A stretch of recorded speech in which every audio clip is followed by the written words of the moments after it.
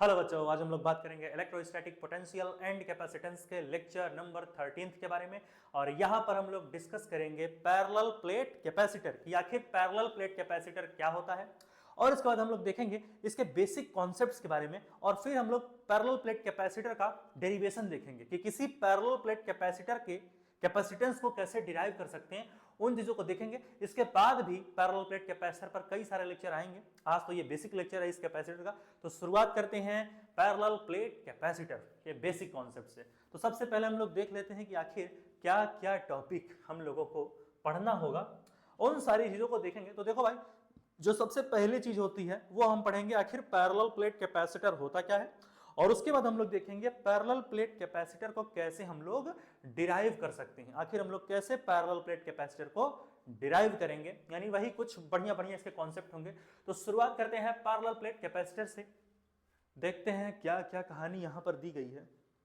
हाँ देखो, तो वही कह रहे हैं कि जो किसी पैरेलल प्लेट कैपेसिटर का कैपेसिटेंस कैसे निकालेंगे, एयर में या हवा या फिर फ्री स्पेस या वैक्यूम में। एयर मतलब ऐसी जगह जहां हवा है, और वैक्यूम का मतलब है मतलब कि जहां एयर भी ना पहुंच पाए, मतलब ऐसी जगह कि जहां अगर तुमको बुलवा दिया जाए तो तुम्हारी आवाज भी ना सुनाई दे, वो वैक्यूम होता है। तो शुरुआत करते हैं। देखो तो इन्होंने हमसे कहा, अच्छा मान लो ये बड़ी वाली टर्मिनल समझते हो, टर्मिनल लंबी वाली टर्मिनल पॉजिटिव टर्मिनल होती है, और छोटी वाली टर्मिनल निगेटिव टर्मिनल होती है। तो मान लो भैया ये है लंबी वाली टर्मिनल, जिसे हमने कहा पॉजिटिव है टर्मिनल। एक बैटरी है, ये बैटरी के पास दो टर्मिनल्स होते हैं, सबको पता है, एक पॉजिटिव टर्मिनल एक निगेटिव टर्मिनल। जो लंबी वाली होगी पॉजिटिव टर्मिनल, और जो छोटी वाली वो निगेटिव टर्मिनल। तो ये रही हमारी निगेटिव टर्मिनल, और इन दोनों का मिक्सअप, दो टर्मिनल्स का मिक्सअप मिलके क्या बनाता है भैया, बोल, बैटरी बनाता है। तो यहां पर हमने दो प्लेट्स लिए, ठीक है, और दो प्लेट्स को हमने एक बैटरी से कनेक्ट किया, और फिर सर्किट को बढ़िया क्लोज कर दिया। तो जैसे ही, ध्यान से, जैसे ही दो प्लेट्स को हमने बैटरी से कनेक्ट करके सर्किट को क्लोज कर डाला, तो देखा कि एक प्लेट पॉजिटिवली चार्ज्ड हुई, एक प्लेट निगेटिवली चार्ज्ड हुई। अरे आई, यहां से निकला ये पॉजिटिव टर्मिनल, तो यहां पर पूरा जैसे ही करंट को फ्लो कराओगे, जैसे ही बैटरी को मतलब सर्किट को क्लोज कर दोगे, तो इसमें क्या होगा, करंट फ्लो होना शुरू हो जाएगा, चार्ज फ्लो होना शुरू हो जाएगा, जिसकी वजह से एक प्लेट पर पॉजिटिवली चार्ज पूरा हो जाएगा। एक प्लेट पर पूरे पॉजिटिव चार्ज बिखर जाएंगे, और एक प्लेट पर पूरी निगेटिव चार्जेस बिखरना शुरू हो जाएंगी। तो हमने कहा कि ये वाली प्लेट पॉजिटिव टर्मिनल से कनेक्ट है, तो इसका मतलब इस प्लेट पर क्या हो जाएगा, बोल भाई, पॉजिटिव चार्ज फैल जाएगा। पॉजिटिव चार्ज बहुत ही बढ़िया तरीके से जा करके फैल जाएगा। तो ये प्लेट हमारा हो गया पॉजिटिवली चार्ज्ड, ठीक है, ये प्लेट हो गई भाई मेरे पॉजिटिवली चार्ज्ड, ठीक है, और एक प्लेट हम लोग की हो जाएगी निगेटिवली चार्ज्ड, ठीक है। तो कई सारी प्लेट्स आई, एक पॉजिटिव चार्ज्ड हुई, एक निगेटिव चार्ज हो गया। तो इस तरीके से हमारी कहानियां बनती चली गई। ध्यान से सुन भाई, तो एक हमारी हो गई पॉजिटिव प्लेट पूरी, और एक हमारी हो गई निगेटिवली चार्ज्ड प्लेट, ठीक है। तो अब हमने कहा कि मैंने अगर इलेक्ट्रोस्टैटिक्स पढ़ाया है, इलेक्ट्रिक चार्ज एंड फील्ड्स, तो वहां पर मैंने एक चीज बताई थी कि ध्यान से, कि अगर कहीं पर पॉजिटिव चार्जेस हैं और एक जगह पर ढेर सारे निगेटिव चार्जेस हैं, तो वहां पर एक इलेक्ट्रिक फील्ड का जन्म होगा, इलेक्ट्रिक फील्ड प्रोड्यूस होगी, और उस इलेक्ट्रिक फील्ड का डायरेक्शन होगा कहां से कहां, पॉजिटिव चार्ज से निगेटिव चार्ज की तरफ। बताया था। तो या फिर दूसरी भाषा में समझ लो कि मैंने ये बताया था कि अगर कोई पॉजिटिव चार्ज है, तो उसकी वजह से, अगर कोई पॉजिटिव चार्ज है तो उसकी वजह से जो इलेक्ट्रिक फील्ड बनती है वो अवे फ्रॉम द चार्ज, यानी चार्ज से दूर जाती हुई बनती है इलेक्ट्रिक फील्ड, ठीक है। चार्ज से क्या होगी, चार्ज से इलेक्ट्रिक फील्ड दूर जाती हुई दिखेगी। लेकिन उसी जगह अगर हम लोग एक निगेटिव चार्ज ले लें, जिसको हम बोलता है भाई माइनस क्यू, तो हमने कहा कि अगर कोई निगेटिव चार्ज है तो निगेटिव चार्ज की इलेक्ट्रिक फील्ड कैसी बनती है, उसकी तरफ जाते हुए, ठीक है। तो अगर यहां पर ध्यान से देखो तो इलेक्ट्रिक फील्ड का डायरेक्शन पॉजिटिव चार्ज की वजह से किधर बनेगी, दूर जाती हुई। तो पॉजिटिव चार्ज इधर है, तो इसका इलेक्ट्रिक फील्ड ऐसे बनेगा। अब निगेटिव चार्ज ये है, निगेटिव चार्ज की इलेक्ट्रिक फील्ड कैसे बनेगी, निगेटिव चार्ज की तरफ जाती हुई, यानी ऐसी ही तो बनेगी, ये निगेटिव चार्ज की वजह से। निगेटिव चार्ज की तरफ बनेगी इलेक्ट्रिक फील्ड, और पॉजिटिव चार्ज वाली पॉजिटिव चार्ज से दूर जाती हुई इलेक्ट्रिक फील्ड बनेगी। तो अगर ध्यान से देखो तो दोनों चार्जेस की वजह से जो इलेक्ट्रिक फील्ड बन रही है उस इलेक्ट्रिक फील्ड का डायरेक्शन ऐसा ही तो बनेगा। तो इतना कहानी बनाने से अच्छा है कि सीधा हम इलेक्ट्रिक फील्ड का डायरेक्शन ऐसे ले लेते हैं। कोई दिक्कत है क्या? चलो तो इलेक्ट्रिक फील्ड का डायरेक्शन बनाओ बढ़िया। ये देखो ये हो गई हमारी बहुत ही बढ़िया सी इलेक्ट्रिक फील्ड लाइन की डायरेक्शन। ये हमारी हो गई, बोल भाई, ये है इलेक्ट्रिक फील्ड लाइंस की डायरेक्शन। हाँ, तो हमने कहा चलो भाई बहुत ही बढ़िया तरीके से हम लोग इलेक्ट्रिक फील्ड लाइंस को बना लेते हैं। ठीक है, तो इस तरीके से इलेक्ट्रिक फील्ड लाइन का डायरेक्शन हो गया हमारा। इतनी चीज समझ में आ गई होंगी। अब हम लोग डेरिवेशन करते हैं पैरेलल प्लेट कैपेसिटर का। मैं फार्मूला एक बार बता देता हूं। किसी पैरेलल प्लेट कैपेसिटर का जो कैपेसिटेंस आता है वो कितना आता है, बोल भाई वो कितना आता है, कहाँ लिखें? चलो अगले पेज में लिख लेंगे। खैर यहाँ पे मुझे उम्मीद है चीजें समझ में आई होंगी, पूरी उम्मीद है यहाँ पर मुझे। हाँ, तो अब हम लोग आगे बढ़ते हैं और इसके डेरिवेशन को अंजाम दे जाते हैं, या फिर कैसे इसके डेरिवेशन को हम लोग लगाएंगे। तो शुरू करते हैं इसका डेरिवेशन। इसको हटाऊं क्या? हटा दें? चलो चलो पढ़ा रहने दो, हटाते हैं। नेक्स्ट पेज पर इसका डेरिवेशन करते हैं। ठीक है, चलो भाई। तो इस पेज पर हम आ चुके हैं। हमने कहा चलो भाई फिर से वही दो बढ़िया सी प्लेट्स बना दो जो को हम पैरेलल प्लेट कैपेसिटर, जिसको हम पैरेलल प्लेट कैपेसिटर बोल रहे हैं इतनी देर से। तो हमने कहा कि बना लेते हैं। ठीक है, चलो। तो इस तरीके से हमने ये बना ली अपनी पहली प्लेट। ठीक है, डिराइव करने के लिए ये हमारी हो गई बेटा पहली प्लेट। ठीक है, ये हमारी हो गई पहली प्लेट। जूम, अभी हमारी हो गई दूसरी प्लेट, और थोड़ा बड़ी बना देते हैं इसको। ठीक है, चलो। तो अब हमने कहा कि चलो भाई दूसरी वाली प्लेट बनाते हैं बढ़िया से, और देखते हैं आगे क्या कहानी बन सकती है। ठीक है, तो इस तरीके से ये हमारी हो गई प्लेट नंबर 2। ठीक है, तो एक हमारी प्लेट नंबर 1 हो गई, एक हमारी प्लेट नंबर 2 हो गई। अच्छा, एक चीज और मैं बता दूं, जुम जुम जुम आजा भाई इस पेज पे। हाँ, पेज नंबर 3 पे क्या बताना था? हाँ, ये बताना था। देखो ये कैपेसिटर बनता कैसे, ध्यान सुनना। देखो हमने सर्किट को क्लोज किया, बैटरी लगा के, चार्ज फ्लो होना शुरू हुआ। अब जब चार्ज फ्लो होना शुरू होगा, जूम येलो पेन यूज करते हैं, ध्यान सुनना। जब चार्ज फ्लो होना शुरू होगा, चार्ज जैसे जैसे बढ़ता जाएगा दोनों प्लेट्स पर, वैसे वैसे इलेक्ट्रिक फील्ड का मैग्नीट्यूड भी तो बढ़ता जाएगा। और जैसे जैसे इलेक्ट्रिक फील्ड का मैग्नीट्यूड बढ़ेगा उतनी ज्यादा एनर्जी स्टोर होगी इन दोनों प्लेट्स में। और एनर्जी स्टोर करने का काम किसका है? एनर्जी स्टोर करने का काम है कैपेसिटर का। तो इसीलिए हमने इसे नाम दिया पैरेलल प्लेट कैपेसिटर। ठीक है, इस तरीके से कुछ एनर्जी स्टोर होगी इसमें, एनर्जी स्टोर्ड। ठीक है, तो इतना उम्मीद है कि समझ में आई होंगी चीजें। हाँ, अब आते हैं हम लोग अपने उसी पेज नंबर 5 पे और देखते हैं क्या कहानी बनेगी। देखो हमने कहा, देखो ये हमारी हुई पॉजिटिवली चार्ज वाली प्लेट, यही तो थी। ठीक है, ये हमारी थी पॉजिटिव चार्ज प्लेट। ठीक है, और ये थी हमारी निगेटिव चार्ज प्लेट। ठीक है, तो इस तरीके से हमने दो प्लेट्स बना ली थी। और फिर हमने कहा कि देखो भाई इलेक्ट्रिक फील्ड लाइन का जो डायरेक्शन होगा, हमने इसको एलिब्रेट किया कि कुछ इस तरीके से दिखेगा हमारी इलेक्ट्रिक फील्ड लाइंस का डायरेक्शन, जो कि कुछ इस तरीके से जाता हुआ दिख रहा है। और उम्मीद है कि ये चीजें समझ में आ रही होंगी। मैंने अभी कुछ देर पहले बताया कि क्यों इलेक्ट्रिक फील्ड लाइंस का डायरेक्शन इस तरफ भागा जा रहा है, तो उम्मीद है चीजें समझ में आ रही होंगी। हाँ, अब आगे सुनो। हमने कहा देखो भाई, अब दो प्लेट्स रखे हो और बैटरी से कनेक्ट करे हो, तो कुछ पोटेंशियल होगा दोनों प्लेट्स के बीच का, तो उस पोटेंशियल को मैं मान लेता हूं V है। फिर हमने कहा देखो यार, प्लेट ली हो तो प्लेट का कुछ एरिया भी तो होगा। अरे भाई, प्लेट किसी भी चीज का कुछ एरिया तो होगा। तो हमने कहा कि दोनों प्लेट्स का जो एरिया है वो सेम है।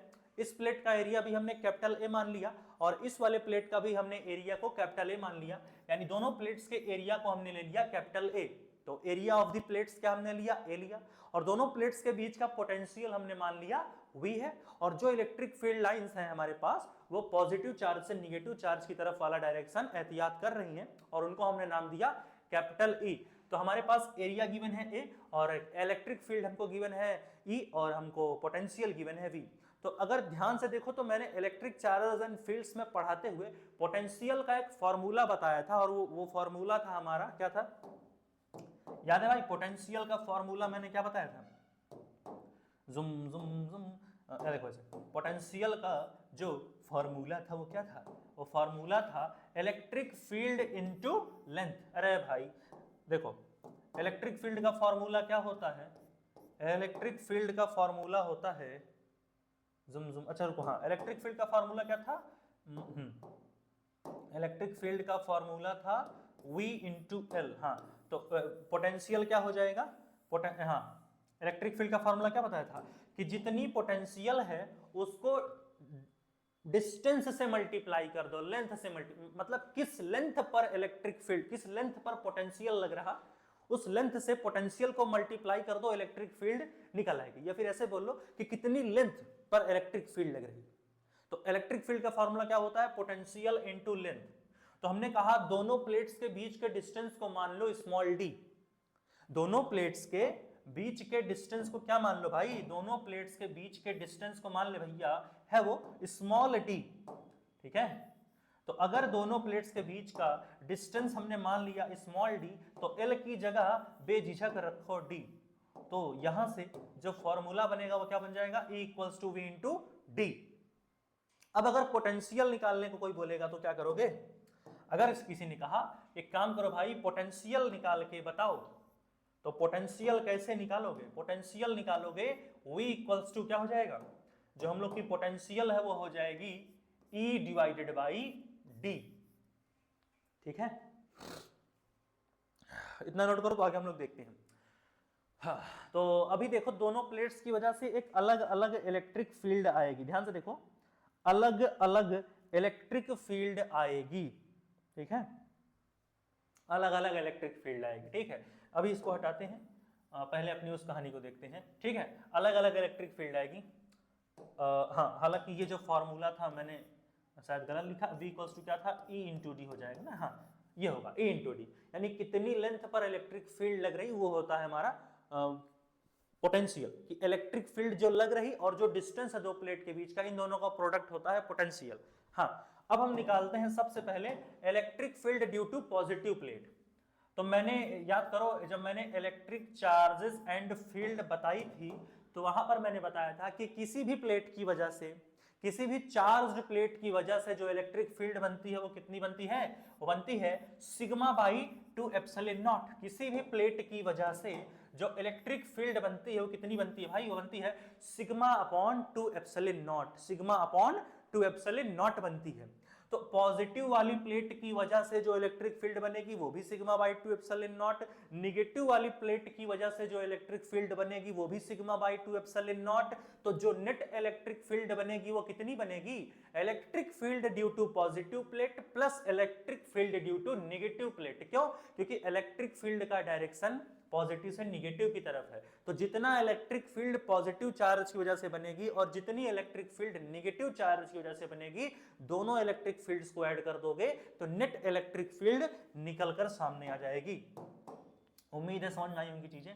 तो यहां पर बेटा जो ई नेट होगा वो कितना हो जाएगा? जो ई नेट होगा वो हमारा हो जाएगा sigma by 2 epsilon not plus sigma by 2 epsilon not. अगर इलेक्ट्रिक चार्जेस एंड फील्ड जो मैंने पढ़ाया था उसमें पढ़ोगे तो मैंने बताया था किसी भी प्लेन सीट की वजह से जो इलेक्ट्रिक फील्ड बनती है वो सिग्मा बाई 2 एप्सिलॉन नॉट बनती है। अब sigma by 2 epsilon not plus sigma by 2 epsilon not क्या दे देगा? ये दे देगा सिग्मा बाई एप्सिलॉन नॉट। यानी जो नेट इलेक्ट्रिक फील्ड के निकल करके आएगी वो निकल करके आएगी भैया sigma by epsilon not. Electric field कितनी निकलेगी? जोर से बोल भाई, सिग्मा बाई एप्सिलॉन नॉट। हमें तो इन दोनों प्लेट्स का कैपेसिटेंस पता करना है, अभी तो हमने खाली पता किया है इलेक्ट्रिक फील्ड। अच्छा, अब एक चीज ध्यान से देखना कि V इक्वल्स टू क्या है? E into D. ठीक है, V इक्वल्स टू क्या है? E into D. और नेट इलेक्ट्रिक फील्ड कितने निकली है? Sigma epsilon not. अब थोड़ा कंपेयर वंपेयर करेंगे और निकल जाएगी इलेक्ट्रिक फील्ड। इतना नोट करो, तो हम लोग आगे देखते हैं कि क्या आगे करना है। ठीक है, इतनी चीजों को समझो, फिर हम लोग अब आगे की कहानी को देखते हैं और कंपेयर वगैरह कुछ करेंगे और चीजों को आगे बढ़ाएंगे कि आखिर क्या चीजें किस तरीके से यहां पर बनेंगी। ठीक है, चलो आगे हम लोग देखते हैं। आगे हम लोग चीजों को देखते हैं कि क्या चीजें यहां पर बन सकती हैं। ठीक है, देखो एक तो ये बनेगा, ध्यान से देखना, ध्यान से भाई देखो, ये बनाओ यहां ब्रैकेट। हाँ अब देखो सुनो, एक चीज देखो, अगर ध्यान से देखोगे तो पता चलेगा कि देखो जो E है, इलेक्ट्रिक फील्ड की वैल्यू कितनी है यहाँ पर, सिग्मा बाई एप्सिलॉन नॉट। और यहां से अगर इलेक्ट्रिक फील्ड का फॉर्मूला निकालेंगे तो क्या बनेगा, अगर हम यहां से इलेक्ट्रिक फील्ड का फॉर्मूला निकाले तो बनेगा V अपॉन डी। तो यहां से इलेक्ट्रिक फील्ड का फॉर्मूला निकल गया V अपॉन डी, और यहां से इलेक्ट्रिक फील्ड का फॉर्मूला क्या निकल रहा है, सिग्मा बाई एप्सिलॉन नॉट। ठीक है, यानी कि इलेक्ट्रिक, ध्यान से एकदम ध्यान से देखना भाई, इलेक्ट्रिक फील्ड की जगह हम लोग अगर पुट कर दें सिग्मा बाई एप्सिलॉन नॉट, तो पोटेंशियल इक्वल टू क्या हो जाएगा, सिग्मा अपॉन एप्सिलॉन नॉट, क्या हो जाएगा, sigma upon epsilon naught into D. तो V इक्वल टू क्या हो जाएगा, V इक्वल टू हो जाएगा sigma upon epsilon naught into D, यही तो बनेगा। अब इसको फटाक से नोट करो, तो हम लोग नेक्स्ट पेज पर चलते हैं और अपने डेरिवेशन को देखते हैं। मैं हटा हूं भाई, इसे जल्दी से नोट करो और हम लोग आगे की कहानी को देखते हैं कि आखिर आगे क्या चीजें यहां पर बन सकती हैं। ठीक है, 1 2 3 4 पॉज करके नोट कर भाई, 1 2 3 4 पॉज करके हो गया नोट, हटाया जाए, अगले पेज पे चले, किसी पे देख ले। अच्छा एक चीज जानते होगे कि जो हमारा सिग्मा होता है, सिग्मा इक्वल्स टू क्या होता है, अगर कोई पूछ ले कि सिग्मा क्या होता है जरा बताओ भाई, तो क्या बोलोगे, सिग्मा इक्वल टू होता है Q अपॉन A, यानी कि सरफेस चार्ज डेंसिटी की वैल्यू होती है चार्ज पर यूनिट एरिया, यानी पर यूनिट एरिया पर कितना, पर यूनिट एरिया पर हमारा कितना चार्ज रखा हुआ है, वही होता है सिग्मा। तो सिग्मा की जगह अगर मैं Q बाई A रख दूं तो V by D equal to sigma by epsilon naught equal to क्या हो सकता है, Q upon A by epsilon not, यानी कि मैं E की जगह V अपॉन डी, ध्यान से V अपॉन डी क्या है, अगर भाई ध्यान से देखो तो V अपॉन डी E ही तो है। अब E इक्वल टू क्या हो जाएगा, QA बाई एप्सिलॉन नॉट। तो E की जगह अगर मैं ऐसे लिख दूं QA upon epsilon not, E की जगह मैं क्या रख दूं, E की जगह मैं रख दूं QA upon epsilon naught into D, यही रखना है मुझे, रखेंगे। इसको फटाक से नोट करो, तो हम लोग आगे चीजों को रखते हैं कि आखिर हमारा आगे क्या बनेगा। ठीक है, इसको जल्दी से नोट करो, उसके बाद हम लोग आगे देखते हैं कि आखिर क्या चीजें बन सकती हैं यहां पर। ठीक है, जल्दी से भाई, जल्दी से इसे नोट करो, जल्दी से जल्दी। ठीक है, नोट कर लिए, चलो। हाँ तो यहां से अगर हम देखें तो sigma by epsilon naught equal to क्या है, QA बाई एप्सिलॉन नॉट। ठीक है, तो QA by epsilon naught equal to क्या हो जाएगा, V बाई डी। इस फॉर्मूले को पकड़ो, इतना नोट करो तो आगे देखते हैं, जल्दी इसे नोट करो। उसके बाद हम लोग V upon D equal to ये पुट करेंगे, यहीं पुट कर दें क्या, चलो देखो यहां ऐसे लाइन ड्रॉ कर लो एक, देखो ध्यान से देखना, देखो V बाई डी क्या लिखा है, हमको यहां लिखा है कि V by D equal to QA upon epsilon naught. तो अगर यहां से चार्ज की वैल्यू निकालो तो कितनी निकल करके आएगी, बताओ भाई, अगर यहां से चार्ज की वैल्यू निकालो कितनी निकलेगी, यहां से चार्ज की वैल्यू निकल जाएगी एप्सिलॉन नॉट A, यही तो निकलेगी, epsilon naught A divided by D into V. Charge की वैल्यू यही तो आएगी कि कुछ और आएगी, अरे भाई ट्रांसफर करो, ट्रांसफर रूल नहीं समझ रहे हो, देखो जब ट्रांसफर करोगे तो यहां से जो चार्ज की वैल्यू निकल करके आएगी बच्चे, वो कितनी आएगी, तो चार्ज की वैल्यू निकल करके आएगी, वो आएगी epsilon naught A into D divided by V. अगर मैंने गलत कहा तो बताओ, दिख रहा है ये, वी नहीं दिख रहा है, देखो यही तो आएगा जब ट्रांसफर करोगे चीजों को, तो मेरे हिसाब से तो यही आना चाहिए, epsilon naught A into D, epsilon naught A divided by D into V, मेरे ख्याल से यही आएगा। तो जो वैल्यू निकल करके आएगी हमारे चार्ज की, वो आ जाएगी epsilon naught A divided by D into V. अब देखो कैपेसिटर का एक मैंने बताया होगा शायद कि जो कैपेसिटेंस का फॉर्मूला होता है, किसी भी कैपेसिटर का जो दिख रहा है, हाँ किसी भी कैपेसिटर का जो कैपेसिटेंस होता है वो क्या होता है, वो होता है epsilon naught A divided by D. अब अगर ध्यान से देखो तो epsilon naught A divided by D यहां पर भी तो दिख रहा, हो यहां पर epsilon naught A divided by D दिख रहा है, और जैसा कि हम जानते हैं कि किसी भी कैपेसिटर का जो कैपेसिटेंस होता है उसको हम लोग बोलते हैं epsilon naught A divided by D, यानी कि epsilon naught A divided by D की जगह हम रख सकते हैं सी, यानी Q equal to C V. Q equal to क्या है हमारा, सी वी। अरे भाई जब मैंने पिछला लेक्चर बताया था तो वहां पर मैंने चार्ज का एक फॉर्मूला बताया था कि नहीं? अरे मालिक देखो, चार्ज का मैंने एक फॉर्मूला बताया था कि Q इक्वल टू होता है CV, यानी charge equal to capacitance into potential, मैंने पिछले लेक्चर में ये बताया हुआ है। तो यहां पे अगर ध्यान से देखो तो वही तो बन रहा है कि Q इक्वल टू ये constant term epsilon naught A divided by D into potential. तो अगर मैं इस इक्वेशन को इस इक्वेशन से कंपेयर करूं, अरे भाई इसको मान लो इक्वेशन 1, इसको मान लो इक्वेशन 2, और जब दोनों को कंपेयर करोगे तो C की जगह क्या लिखा है, ध्यान से देख भाई, C की जगह लिखा है epsilon naught A divided by D, यानी यहां पर फॉर्मूला डिराइव हो गया किसी भी पैरेलल प्लेट कैपेसिटर का जो कैपेसिटेंस होता है, ध्यान से, किसी भी पैरेलल प्लेट कैपेसिटर का जो कैपेसिटेंस होता है वो होता है epsilon naught A divided by D, यानी अगर यहां पर फॉर्मूला डिराइव होता हुआ, उम्मीद है जी समझ में आई होंगी, ठीक है। सिग्मा की जगह क्यू बाई ये रखा क्योंकि सिग्मा हमारा सरफेस चार्ज डेंसिटी है, और सरफेस चार्ज डेंसिटी क्या होता है कि कितनी चार्ज हमने फैला रखी है पर यूनिट एरिया। तो यहां से हमारा किसी भी पैरेलल प्लेट का कैपेसिटर, अगर मतलब किसी भी पैरेलल प्लेट कैपेसिटर का अगर कोई कैपेसिटेंस पूछे तो बोल देना इसका कैपेसिटेंस होगा epsilon naught A divided by D. हटा दे इस पेज नंबर को, हटा दे हटा दे हटा दे, पक्की बात, हटा रहा हूं। चलो तो यहां से जो पैरेलल प्लेट कैपेसिटर का कैपेसिटेंस आया यहां मैं लिख देता हूं।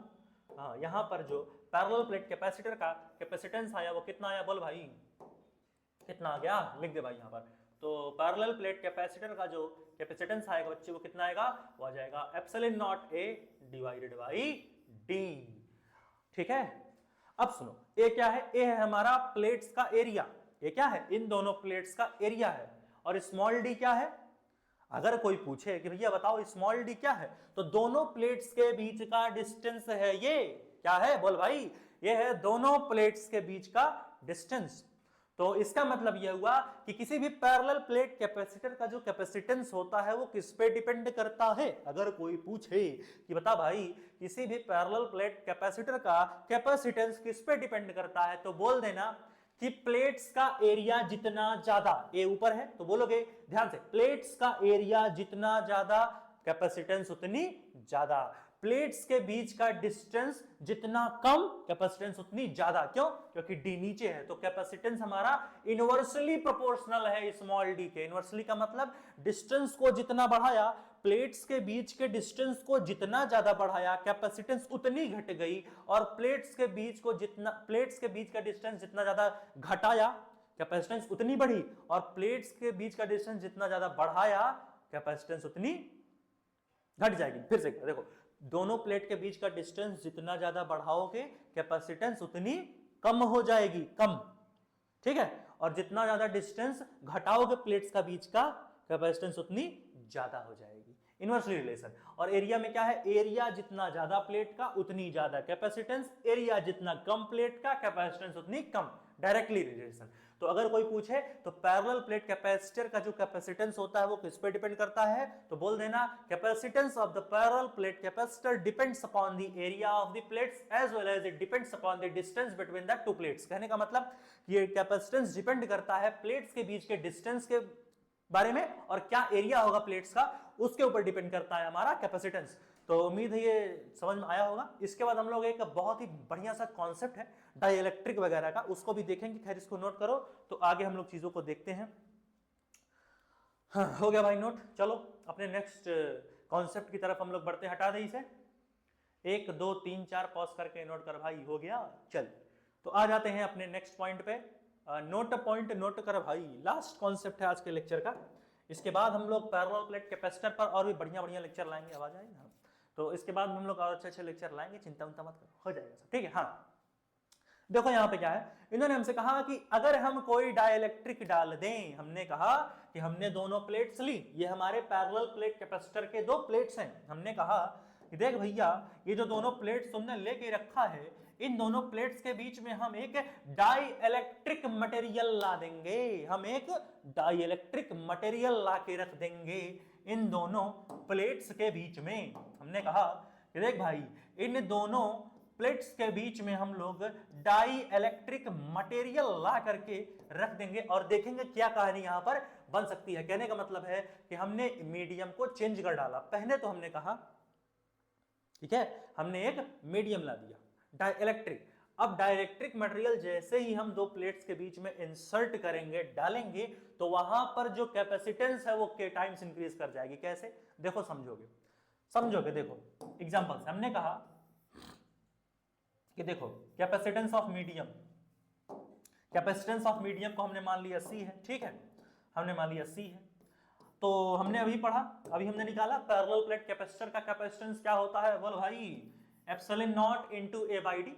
तो एप्सिलॉन नॉट वहां यूज करोगे जहां पर प्लेट्स के बीच में एरिया रहे, सॉरी जहां पर प्लेट्स एरिया, मतलब जैसे कि जहां पर प्लेट्स जिस मीडियम में रखी हैं, अगर वो मीडियम एयर है तो वहां पर एप्सिलॉन नॉट रखोगे। लेकिन यहां पर हमने प्लेट्स के बीच में एक डाई इलेक्ट्रिक लाके इंसर्ट कर डाला, रख दिया है, तो इसका मतलब कोई मीडियम होगा, तो मीडियम की परमिटिविटी एप्सिलॉन नॉट तो होती नहीं, वो तो एप्सिलॉन एम हो जाएगी।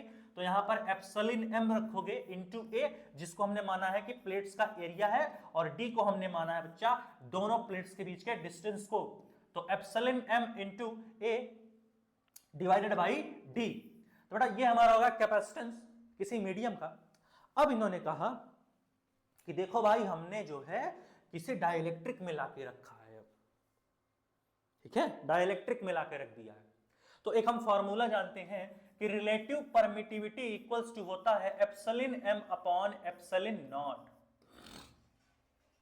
समझ पा रहे हो भाई? रिलेटिव परमिटिविटी क्या होती है? मीडियम की परमिटिविटी कितनी है उसको डिवाइड कर दो वैक्यूम या फ्री स्पेस की परमिटिविटी से। तो यहां से अगर मीडियम की परमिटिविटी निकालना चाहो, मीडियम की परमिटिविटी निकालोगे तो क्या हो जाएगी?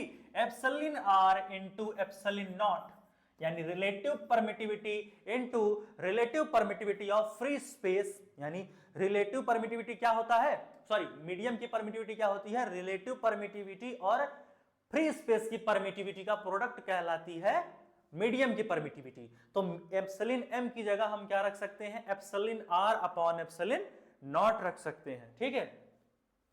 तो यहां पर हम लोग एप्सिलॉन एम की जगह क्या रख सकते हैं? एप्सिलॉन एम की जगह हम लोग रख सकते हैं epsilon are into epsilon naught. तो रखो भैया, कोई दिक्कत है क्या? रखो epsilon are into epsilon naught into A divided by D. यही तो होगा मालिक। अरे और कुछ होगा क्या? यही तो आएगा। अरे भाई, एप्सिलॉन एम की वैल्यू पुट कर दी, और क्या रखा है वहां पे? एप्सिलॉन एम की वैल्यू क्या थी? Epsilon are into epsilon naught. तो रख दे भैया एप्सिलॉन एम की जगह epsilon are into epsilon not.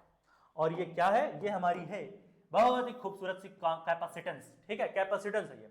अब ध्यान से देखो, अभी मैंने कुछ देर पहले बताया कि किसी भी पैरेलल प्लेट कैपेसिटर का जो कैपेसिटेंस होता है वो कितना होता है? बोल भाई, कितना होता है पैरेलल प्लेट कैपेसिटर का कैपेसिटेंस?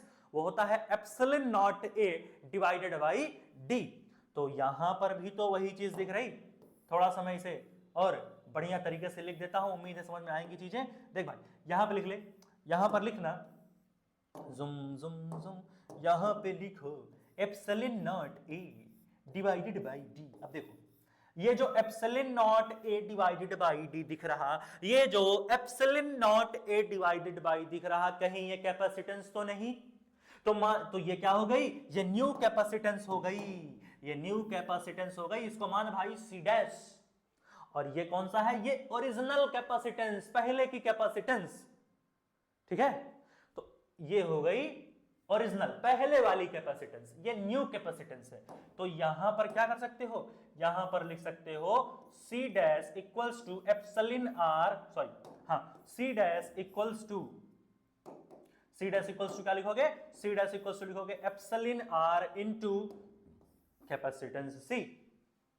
अब एक और कॉन्सेप्ट मैंने बताया होगा शायद पिछले लेक्चर्स में, ये जो एप्सिलॉन आर है, ध्यान से, ये जो एप्सिलॉन आर है ये K ही तो होता है, डाइलेक्ट्रिक कांस्टेंट वगैरह बोलते हैं ना इसे K। तो एप्सिलॉन आर किसके बराबर होता है? K के बराबर होता है, यानी एप्सिलॉन आर की जगह K रख सकते हो। और जैसे ही एप्सिलॉन आर की जगह K रखोगे तो क्या आएगा? वैल्यू निकल करके आएगी capacitance C dash equals to क्या आएगा के सी। ले भाई यहां से आया मेन कॉन्सेप्ट कि जो न्यू कैपेसिटेंस आती है, जब हम डाइलेक्ट्रिक इंसर्ट कर दिए तो जो हमारी न्यू कैपेसिटेंस आती है वो ओरिजिनल यानी पहले वाली कैपेसिटेंस की के टाइम्स इंक्रीज कर जाती है। जब हम डाइलेक्ट्रिक इंसर्ट कर देंगे तब की कैपेसिटेंस पहले की कैपेसिटेंस से के टाइम्स इंक्रीज कर जाती है। बहुत ही मेन कॉन्सेप्ट, इससे यही तो दिख रहा है कि के इंटू सी यानी पहले की कैपेसिटेंस से के टाइम्स इंक्रीज कर जाएगी तब की कैपेसिटेंस जब हम डाइलेक्ट्रिक इंसर्ट यानी डाल देंगे डाइलेक्ट्रिक कांस्टेंट डाइलेक्ट्रिक मीडियम को किसी पैरेलल प्लेट कैपेसिटर में, तब जो कैपेसिटेंस होगी वो के टाइम्स इंक्रीज कर जाती है पहले वाली या ओरिजिनल कैपेसिटेंस से। और ये फॉर्मूला इसको फिट बैठाता है, कौन सा, C dash equals to KC। थोड़ा ये कॉम्प्लेक्स सा कॉन्सेप्ट है, समझने में दिक्कत होती है, लेकिन यार देखो ध्यान से समझोगे तभी समझ में आएगी। मन में पिक्चर लाग बैठाए हो, इसको ध्यान से देखो तो C dash equal to KC दिखेगा। तो यहां से ये जो फॉर्मूला बनता है ये C डैश इक्वल टू क्या बनता है, C डैश इक्वल्स टू बन जाता है K बाई C, ठीक है, K बाई C नहीं, पेटीएम याद कर रहा है, KC है वो, सॉरी KC है, ठीक है, C dash equals to KC, ठीक। और इसका मैंने ये फोर्स और इलेक्ट्रिक फील्ड का भी रिलेशन होता है, वो इनवर्स होता है, ठीक है।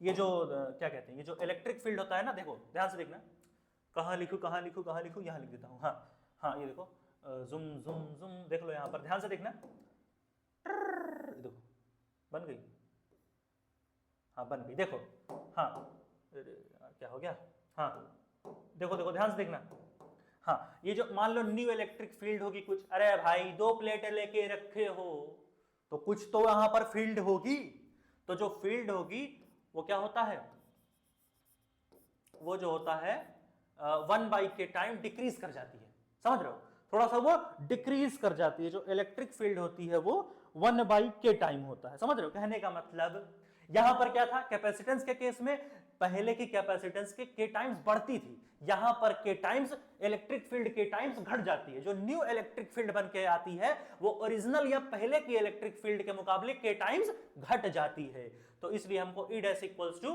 1/k इंटू E बोलते हैं। और फोर्स के साथ भी कुछ ऐसा ही खेल होता है, फोर्स भी यही होता है कि फोर्स हमारा 1/k टाइम्स घट जाता है, जोर से बोल भाई, 1/k टाइम्स घट जाता है, दिख रहा है क्या ये दोनों थोड़ा सा छुप रहे हैं, इनको मैं थोड़ा सामने लिखता हूं ताकि दिखे चीजें। तो इलेक्ट्रिक फील्ड और फोर्स हमारे जो हैं ये जो है थोड़ा एक दूसरे के 1/k टाइम्स होते हैं, ठीक है, यानी जो न्यू फोर्स होगी वो 1/k टाइम्स ऑफ फोर्स घट जाएगी, समझ रहे हो भाई, समझ आई होंगी। और इलेक्ट्रिक फील्ड जो होता है वो 1/k times of electric field घट जाएगी, ठीक है। उम्मीद है समझ में आ रहा होगा, ठीक है, उम्मीद है ये सारी चीजें समझ में आई होंगी। और यहां पर इस लेक्चर को हम लोग अब खत्म करेंगे। आज जो सामने नोट करो भाई फटाक से, हो गया आ जाता हूं, चलो। तो यहां पर इस लेक्चर को हम लोग खत्म करते हैं, इसके बाद आएगा एक नया लेक्चर जहां पर पैरेलल प्लेट कैपेसिटर के एडवांस कॉन्सेप्ट के बारे में डिस्कस करी जाएंगी और कंडक्टिंग स्लैब वगैरह की चीजों के बारे में हम लोग डिस्कस करेंगे। तो अब भी 4 लेक्चर तो आएंगे ही कैपेसिटर पर, और तब ये चैप्टर खत्म हो जाएगा। उसके बाद हम लोग शुरू करेंगे करंट एंड इलेक्ट्रिसिटी। तब तक के लिए पढ़ाई करते रहें, ऑल द वेरी बेस्ट। अगला लेक्चर हम लोग बहुत ही जल्द आएंगे।